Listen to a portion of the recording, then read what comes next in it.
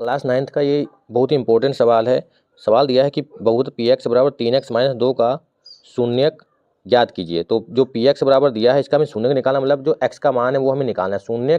शून्यक को हम लोग रूट भी कहते हैं और इसी को हम कहते हैं मूल ज्ञात करना होता है, इसका मान निकालना होता है। ठीक है, तो शून्यक के लिए क्या हो जाएगा, पी एक्स बराबर 0 कर देंगे। पी एक्स मतलब जो इसका मान दिया था बहुपद का 3x माइनस 2 बराबर 0 कर दिया, तो 3x बराबर माइनस का उधर गया प्लस का 2 हो गया, तो x का मान कितना आ गया 2/3, 2 गुणे में था तो बटे में आ गया।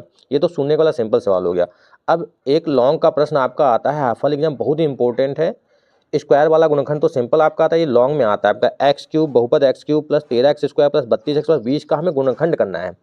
बहुत ही इंपॉर्टेंट सवाल है, लॉन्ग में आपका ये आता है हाफल एग्जाम में।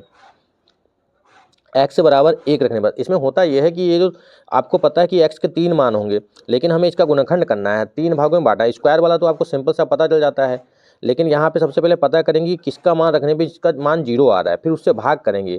ठीक है, तो x का मान 1 रख के देख रहे हैं, तो 1 रखने पर सबका मान रखेंगे। जहाँ पे x क्यूब है वहाँ पे 1 रखा, जहाँ पे यहाँ स्क्वायर है वहाँ भी तो 1 का क्यूब प्लस 13 गुणे 1 का स्क्वायर प्लस 32 गुणे 1 प्लस का 20, तो 1 प्लस 13 कम 13 प्लस 32 प्लस 20 सबको जोड़ेंगे तो 66 आ जाएगा।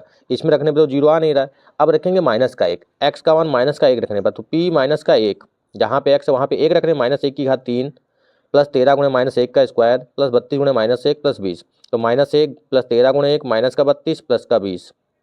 इसको सॉल्व करेंगे, माइनस का 1 13 कम 13 और माइनस का 32, माइनस का 32 और 1 माइनस का 33 और 13 कम 13 और 20, 13 और 20 हो गया प्लस का 33, माइनस का 33 प्लस का, इनको कैंसिल करेंगे तो कितना आ जाएगा 0 आ जाएगा, क्यों घट जाएगा ये। अब आपको एक गुणनखंड इसका पता चल गया कि ये जो x बराबर माइनस 1 है, ये इसका मान रखने में 0 आ रहा है। इसका मतलब क्या है, इसका मतलब है अतः x का मान एक माइनस 1 पर इसका गुणनखंड है, तो x बराबर माइनस 1 इधर आएगा तो प्लस का हो जाएगा, ये इसका बहुपद का गुणनखंड है। ठीक है, तो x प्लस 1 हो जाएगा, तो फिर x प्लस 1 से क्या करें, x प्लस 1 से इसको भाग करेंगे, जो बहुपद दे रखा था उसको भाग कर देंगे, फिर इसका गुणनखंड हो जाएगा। तो x प्लस 1 से जब भाग करेंगे तो x प्लस 1 और बहुपद लिख लिया x cube plus 13x square plus 32x plus 20। सबसे पहले आपको एक्स क्यूब को कैंसिल करना है, तो एक्स स्क्वायर बार ले जाएंगे, x square x cube, x cube हो गया, एक्स स्क्वायर और 1 की गुणा करेंगे एक्स स्क्वायर। निशान आपको पता है, प्लस का है तो माइनस, माइनस का है तो प्लस, दोनों प्लस के हैं, माइनस के हो गए, ये कैंसिल हो गया। 13 से 1 घटा देंगे एक्स स्क्वायर, तो 12x स्क्वायर प्लस का 32 उतार लिया। फिर यहाँ पे ले जाएंगे 12x और x, 12x स्क्वायर प्लस का 12 कम 12x, ये भी कैंसिल हो गया, 32 से 12 गया 20, 20x प्लस का 20, फिर प्लस का 20 वाले ले जाएंगे, तो प्लस का 20 कम 20 हो जाएगा यहाँ पे 20x, तो ये कैंसिल हो गया, पूरा 0 आ गया।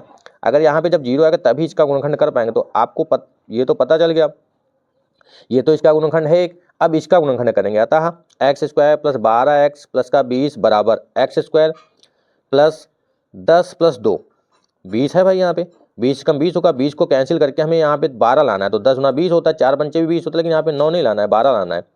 10 गुना 20, 10 plus 2 x plus 20, x square plus 10x plus 2x plus 20, bracket खोल दिया, इसका कॉमन लिया, इसमें इन दोनों कॉमन लिया, एक्स कॉमन लिया, एक्स प्लस 10, 2 कॉमन लिया, एक्स प्लस 10, तो एक्स प्लस 10 दोनों में बचा, यहाँ पे एक्स प्लस 2 बचा, तो इसका गुणनखंड क्या हो जाएगा, x cube plus 13x square plus 32x plus 20 का गुणनखंड हो जाएगा एक्स प्लस 1, जो सबसे पहले आया था, ये मान रखने में 0 है, ये मान रखने में भी 0 आएगा। इसका x बराबर माइनस 10 रखोगे, x बराबर माइनस का 2 रखोगे, इसका गुणनखंड आ गया x प्लस 10 और x प्लस 2, इसके मतलब ये तीनों मान इसके हो गए x plus 1, x plus 10, x plus 2, तो यही इसका आंसर हो गया।